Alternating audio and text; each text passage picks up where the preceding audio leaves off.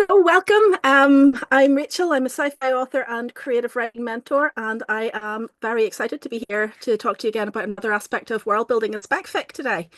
So, over the past few sessions, we've been looking at what I call the three Ps of world building. So that's power, place, and population, and the kind of questions that you can ask yourself as you're starting to create your world to make sure that you're creating a space that feels as though it's existed before the events of your narrative, and it will continue to exist after the narrative ends. So the question for today is, what do you do with that knowledge and information when you have it? Because, it's going to be a lot of information, isn't it? So that's the beauty of the 3P exercise in some ways. You are going to end up with a lot of information about your world, and we want that. Interacting with these new worlds or worlds that operate differently from this one place that we know, that's one of maybe probably actually the key pleasure of interacting with spec fic. So we want a world that feels really knowable in a very granular kind of atomic sense. But the thing is, and I am absolutely not going to be bashing the Lord of the Rings here because I absolutely wholeheartedly and unabashedly love those books and I devoured them in like basically a week-long session when I was in my 20s. So what I'm trying very hard not to say here is that stopping the story for, say, 12 pages of elvish song about the history of the world is probably not the thing to do. Tolkien could definitely get away with it, but you and I probably can't. So we're going to look then at what to do with all of this information when we've got it so that we don't end up with 12 pages of Elvish song or the equivalent. Just a very quick note before I kick off and a slight apology. I'm going to be using a few slides here that have quite a lot of text on them because I want to give you some examples of what this might look like in practice. I will hold up on each of them for a few moments to give you time to read, but I know that's not ideal, so apologies. Anyway, let's dive in. Okay, so some of you might remember this diagram from week 2 or session 2, sorry, where I was talking about creating a lived-in spec setting. So this is an adaptation of a diagram I use when I'm teaching character development. And world building, character development, they're basically two sides of the same coin when it comes to spec fic. So your spec fic world is effectively a major character in your work. What I'm doing here, I'm riffing off Ernest Hemingway's iceberg theory here. I don't know if anybody knows iceberg theory. I call this the iceberg theory of world building. Um, Brandon Sanderson teaches something similar as well, by the way. So this is not by no means a unique or original way of thinking about this information. It's the way I use to talk about this. And I find it a very useful kind of shorthand for how we can start to make sense of the information that we've gathered from the 3P exercises. So basically, Hemingway's iceberg theory suggests that around 90% of any story should exist subtextually. So the reader should be inferring all of this glorious information from things like subtext, from allusion, from symbolism, and so on. So it's kind of like an iceberg in that respect. The 10% that appears above the water is the text that appears on the page, and then the 90% of it is unseen. It's that subtextual stuff that supports that 10%. And I would argue very strongly that that's how it should be with world building as well. So some 90% of what you know about your world is probably never going to appear directly in the text of your novel. So you're very unlikely, I would say, to have a chapter on, for example, shifting fluvial patterns in the mountains above your major city and how that affects the water supply and the local flora, how that's led to poorer crop yields in the area, the depopulation of the city due to food shortages and lack of opportunity, etc., etc. That's not going to be the most interesting chapter in your book, right? Equally, a chapter on the complicated series of political marriages and alliances across the past 500 years of your world's history, and how that's led to the current leader having ties with maybe 4 out of 5 of the neighbouring kingdoms, which is why, incidentally, your local populace wears clothes dyed with reds and browns because those are the colours of X, Y, and Z. But definitely not specifically not purples and blues because kingdom number 5 won't give them mates rates since they're not related. That kind of thing belongs in textbooks. It's not narratively interesting.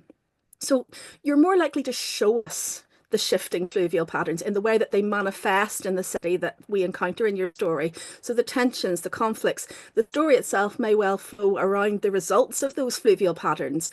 But we'll just pick up little snippets of information about it in passing, specifically as it relates to the plot. And the same with like the clothing choices in your fictional kingdom. Maybe we'll see how your protagonist reacts to, for example, the sight of somebody wearing blue or purple clothes. and we'll understand that they're instantly identifiable as an outsider because of their clothing. So we'll get the tension that flows from, the outcome of that information. We don't need the specific history. We need to see how that manifests in the world that we're meeting at the moment. But if somebody was to ask you as the author, okay, but why does nobody from Kingdom X get to wear blues or purples? You would be able to answer that question with reference to that complicated series of alliances over the past 500 years. It's not just because I needed that guy to stick out and, that seemed like a reasonable choice. That might actually be where the idea came from. You might actually have had a plot point that needed the character to stick out. But your world that you've created now supports that idea. It's not just a plot choice, it's a plot choice that's supported by the history of your world, and you can articulate that. Because the 10% of settings information that appears in your story, that your characters interact with, that support your plot, that allows you to create this three-dimensional space that you and your readers can inhabit while the story plays out around you, that is supported by a whole iceberg's worth of information beneath the surface. So if you think about it like this, as a general rule, readers have come to the story because of the story itself. We do accept background information as it's necessary to our understanding of the story.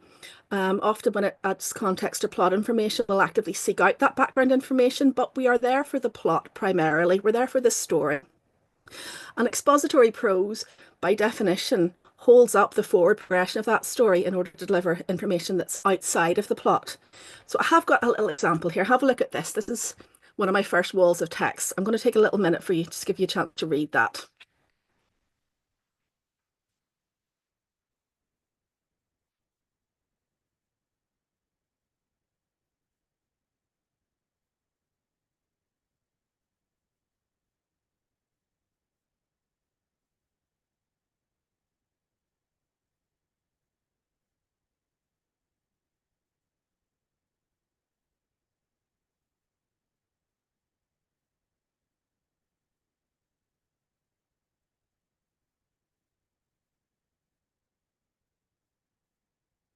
So hopefully you've had a chance to have a quick look at that. I mean, don't get too hung up if you haven't. It's not exactly great literature. I wrote this specifically for a session I teach on this subject, so don't worry. I'm under no illusions that this is particularly amazing or anything like that. It's a functional piece of expository prose with a very rudimentary narrative, well, or I suppose a sense of a wider narrative behind it anyway. So you've got a hotel lobby. It's pretty nice. It's all walnut and brass and these lovely old-fashioned fireplaces, and you've got people in furs, you've got a nice thick carpet, you've got nice comfy armchairs. There's probably a bit of money here. It's probably a fairly high-end hotel. From context, we might guess that it's early 20th century style. It might be spec fic. It might be spec fic that's imitating an early 20th century style, but we'd need a few more context clues to make that determination. Not too important anyway. The point is you've got a sense of the place. And you've also got Aaron here, who is running when we meet him. So there's a sense of urgency about him. So the question would be, why is there a sense of urgency? Well, hold that thought, because first of all, we need to have a look around. Have 2 paragraphs of descriptive prose first, setting the scene. Oh yeah, and Aaron's being pursued by somebody. There you go. So if this was part of a story we were reading, we would be super motivated, most likely, to understand how dangerous or otherwise this space might be for Aaron. We would know that he was being pursued because we'd have seen what came before this excerpt. We'd have seen him running through these rainy streets, would have experienced his panic with him. We would be pretty invested in knowing whether or not this hotel that he's run into offers any kind of safety for him, or if he's running into a trap. But nope, absolutely not. We are not having that information before we've had this lovely 2 paragraphs of scenery before we can get to the interesting stuff. Now have a look at this instead. Again, I'll give you a minute to have a little read. This is a bit shorter.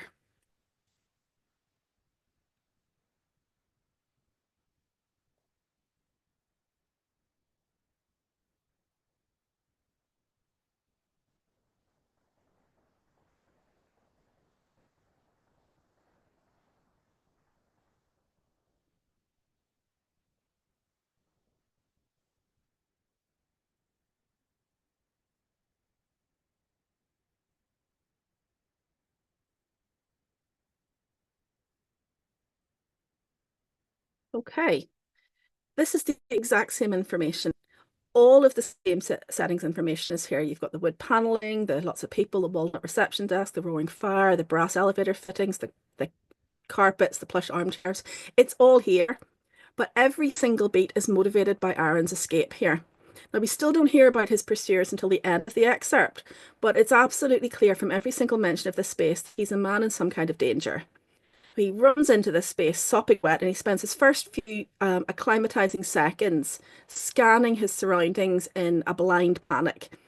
Everything he sees there freaks him out to some extent. There is nothing comforting about this warm space for him. So imagine this is part of a story that you're reading. Imagine you've just followed Aaron on a run for his life through these rainy streets. Imagine experiencing that panic with him. Imagine how invested you would be then in knowing whether or not this hotel offers any kind of safety for him or if he is running into a trap. The second piece of writing answers that question for you at exactly the same time as it's telling you what these new surroundings look like. And it actually does it in fewer words than the previous iteration as well. Okay, let's have a quick look at a master in action here. Right. I'm going to show you a couple of examples here from a couple of books I really love, two of my very favourite authors. And I'm going to show you how they've woven their world building and settings and exposition into the narrative itself so that as readers we are consuming world information without directly noticing it necessarily as exposition because the exposition is part of the story itself. I'll give you a wee minute. I'll shut up and just let you have a look at this just in case you haven't read this magnificent book yet.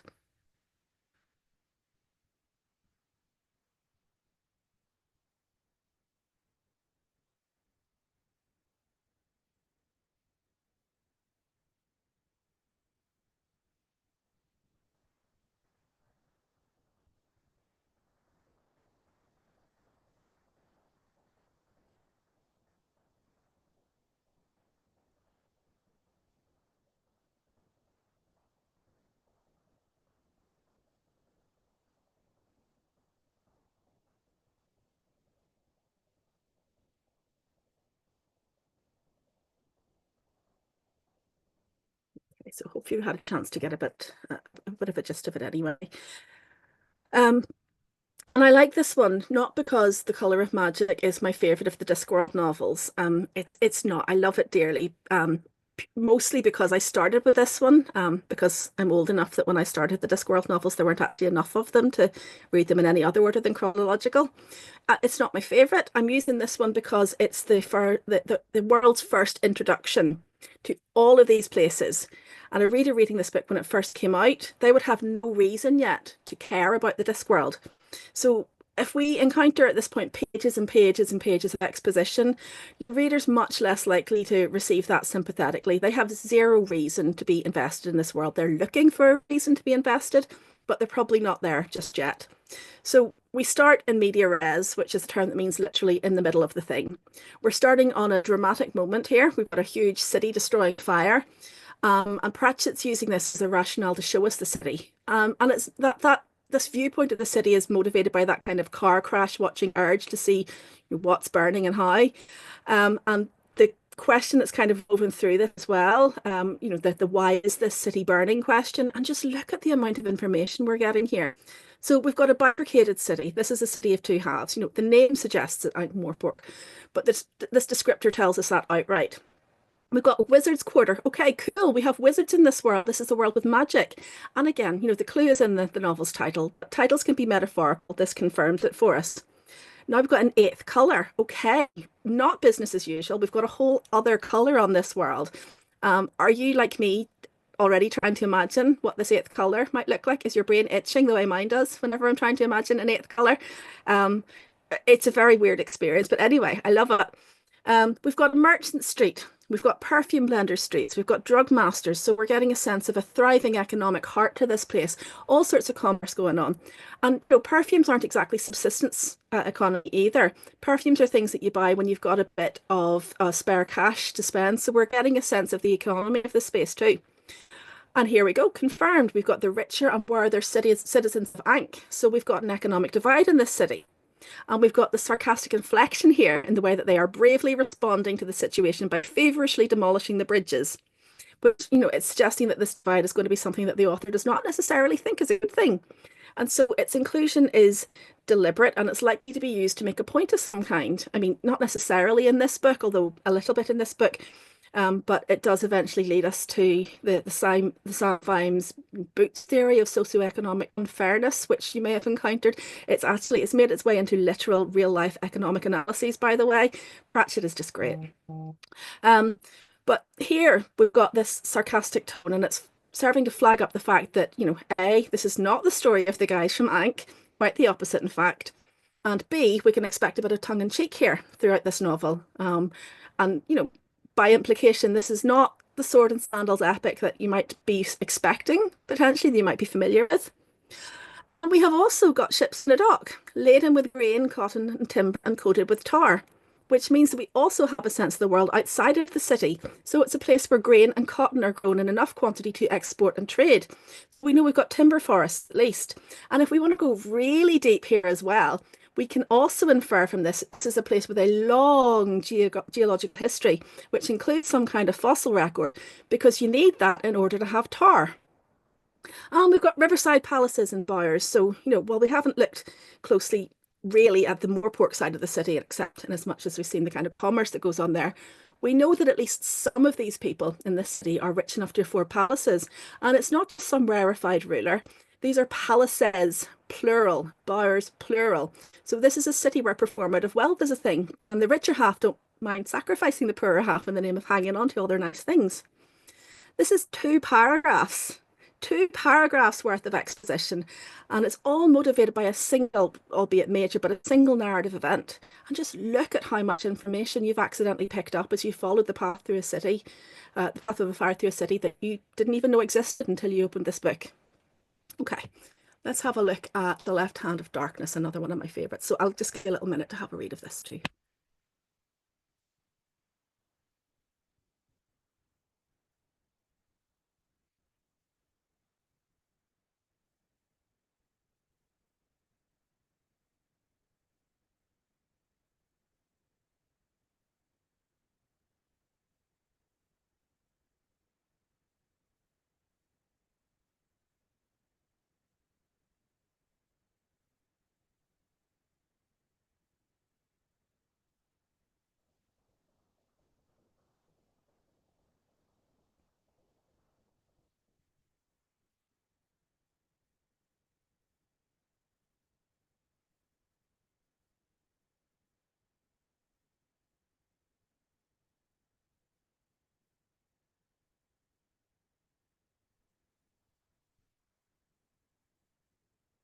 Okay, so whereas the color of magic is using an omniscient narrative perspective, that means it can use that very sweeping, that kind of all-seeing, authorial eye of God narration. In this one, we're pulled back into a very, well, in that one, sorry, we're pulled back into a very wide-angle shot.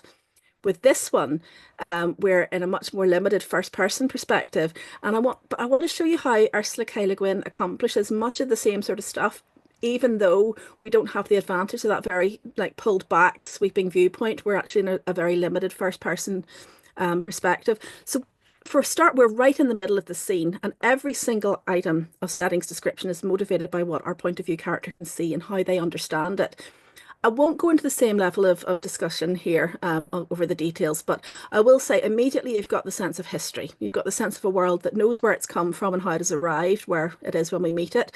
You've got the sense of a world that has a different measurement of time as well. And I think that's something that's very interesting. And I think that really does wind through the way this world explores identity, but I'm not going to dwell on it, just because I want to talk about, the sense of culture here. This is the kind of culture that has parades. It's the kind of culture that has parades in the rain. It's a city of stone. It's a city of ceremony. And again, we've got a sense of the commercial life of this place. We've got merchants, we've got artisans. We've also got potentates, which suggests that this is not a place that is super, super invested in democratic rule. And we'll learn very soon, not in this excerpt specifically, but soon in the book, that this city is governed by a hereditary monarchy. So I think at that point, we're likely to make the kind of semantic link with a sort of a medieval era level of city-state governance. And from that, we'll be able to make some assumptions about how that sits alongside I was in peril of my life and did not know it. And then again, we've also got a sense of the world beyond the city, the governance of the nation as a whole. Um, and intriguingly, a little note just about the level of technology here. You've got electric flutes, and we can sort of file that alongside our understanding of the medieval-esque governance and architecture because it does add a little bit of detail, a little bit of nuance to it. And it might sort of confound those expectations a little bit. But again, how many paragraphs is that? Very, very few, and a lot of world building information, all motivated by a character who's in peril of their life and actually actively needs to be observing. So I do have a little writing exercise that you can use if you want to get a sense for yourself of how this can work. Hopefully, what I've just talked about there, it's given you an idea of how you can start to pull your world building out of that 90% of information that you have accumulated through your questions about the three Ps, population, power, and place. Much of that being something that you'll never directly use in a narrative. And then just to get a sense of how that 10% that does make it into the narrative can weave its way through the story in a way that sort of deposits information into your reader's understanding without them having to actively learn that information. They're absorbing it from story elements that they're already primed to consume.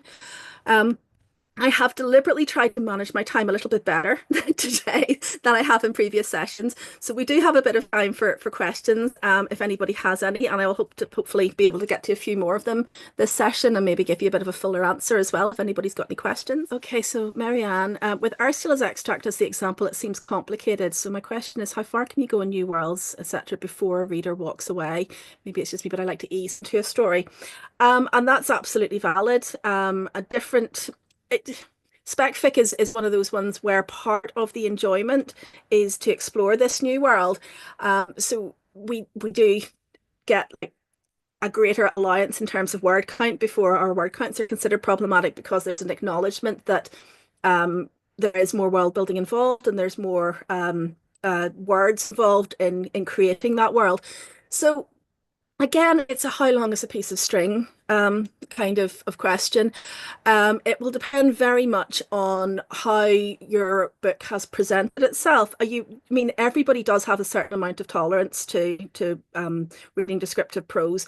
You wouldn't get through a novel if you didn't have a certain amount of tolerance. So you're more likely to make sure that your reader is following along with your descriptive prose if you can weave it through the narrative. And that's kind of the most important point that I want to sort of flag up here. Because if you have a setting which is intrinsic to the narrative and which will interact very closely with the narrative, so say, for example, you need the reader to understand a specific element of the geography of the space in order to make sense of a later sequence. By giving it by presenting that in kind of a big chunk of expository prose, you risk the reader skimming it without realizing the importance of it, which we're all guilty of from time to time, especially if the plot is particularly interesting at that moment.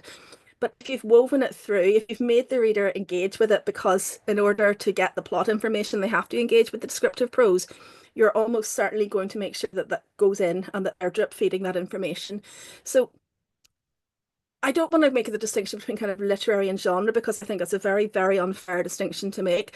But I would say that books that have that more kind of are more likely to be sat with the literary end of the sci-fi probably have readers who have a bit more tolerance with kind of easing in, as you say, through some very lush descriptive prose. And I'm reminded of The God of Small Things, which is not spec fic, but is a book that starts with this really, really lush, vivid, descriptive prose that is either going to win you or it's going to lose you. You're either going to invest with that prose or you're not. And by that sense, the book is not going to keep anybody reading who's not going to engage with that. So it very much depends on the kind of story you're telling, and how much kind of quote unquote plottiness is going into your narrative. I hope that's answered your question. Annie, oh, thank you, Annie. Creative. Oh, that's brilliant. I'm really glad to hear that, Annie, that it's according with what you're reading in your learning in your creative writing degree. The project was so much easier to read. I mean, he is my ride or die. He will always be my favorite writer. I can't see anybody ever knocking him off that top spot. And even then, those earlier books were much more expository rather than sort of distinctly plotty. The later books, people are often advised to start with the later books rather than the Colour of Magic. I mean, like I say, I had to start with the Colour of Magic more or less because there weren't that many later books at that point. But people are often advised to start with later books because the earlier ones are less plotty and more like exploring this world that he's created and just having fun with it. Mort, I love Mort. I love Mort. Guards, Moving Pictures will always be my favorite. Anything with Sam Vimes in it, I just don't even need to ask. That's shut up and take my money. I'm having it. But yeah, Mort is a brilliant one. My son is reading them at the moment with my husband, and it's just absolutely glorious just to experience it for the first time with him again. It's wonderful.